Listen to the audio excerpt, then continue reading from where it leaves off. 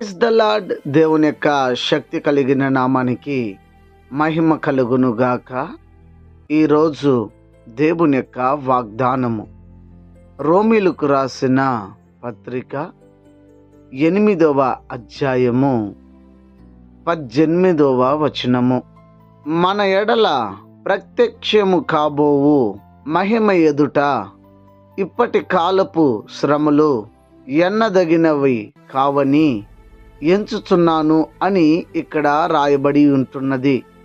ఈ దినము దేవుని యొక్క వాగ్దానాన్ని వింటున్న వారులారా, మీరు గమనించాలి.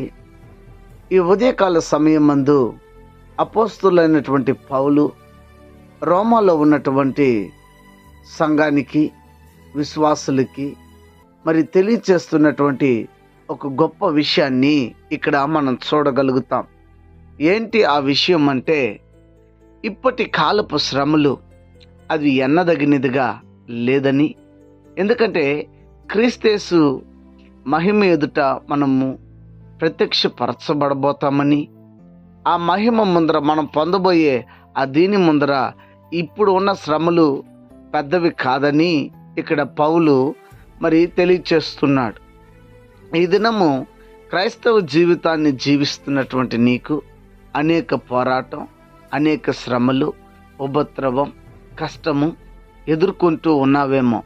నాకే ఎందుకు ఇలా జరుగుతుంది, నా జీవితంలో ఎందుకు ఇలా జరుగుతుంది, నా కుటుంబంలో ఎందుకు ఇలా జరుగుతుంది, నేనెందుకు అనారోగ్యం పాలవుతున్నాను, నాకెందుకు ఆర్థిక సమస్యలు ఎదురవుతున్నది, నా కుటుంబంలో ఎందుకు ఈ దరిద్రత ఏంటి, ఈ శాపం ఏంటి, ఈ పోరాటం ఏంటని ఒకవేళ నువ్వు ఆలోచిస్తూ ఉన్నావేమో.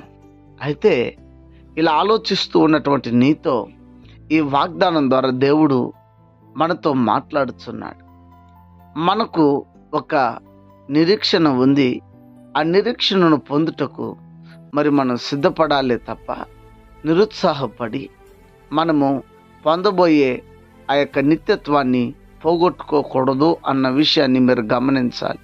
అన్నట్టు ఆ నిరీక్షణను పోగొట్టుకున్న వారుగా ఉండకోకుండా వాటిని పొందుకునేవారుగా ఉండినట్లు దేవుని యొక్క సహాయాన్ని అడుగుదామా? నిత్య జీవాన్ని పొందుకుందామా? ప్రార్థన చేసుకుందాం. ప్రార్థన. ప్రేమ స్వరూపి, కనికరం, కృపగలిగిన దేవా, ఈ ఉదయకాల సమయమందు పౌలు భక్తుడు సంఘానికి తెలియజేసిన విషయంతో మీరు మాతో మాట్లాడారు. ఆ మాటను విన్న మేము ధైర్యం తెచ్చుకున్న వారముగా దేవా, ముందుకు కొనసాగుటకు మా ఆత్మీయ జీవితాలను మరి కొనసాగించబడుటకు సహాయం చేయండి. అనారోగ్యం చేత ఉన్న వారికి ఆరోగ్యము, ఆర్థిక ఇబ్బందుల్లో ఉన్న వారికి విడుదల, రక్షణ లేని ప్రజలకు రక్షణనిచ్చి ప్రతి వారిని కూడా నీ రాకడికి సిద్ధపరచమని క్రీస్తు పేరిట వేడుకొని ఉన్నాము తండ్రి. ఆమెన్.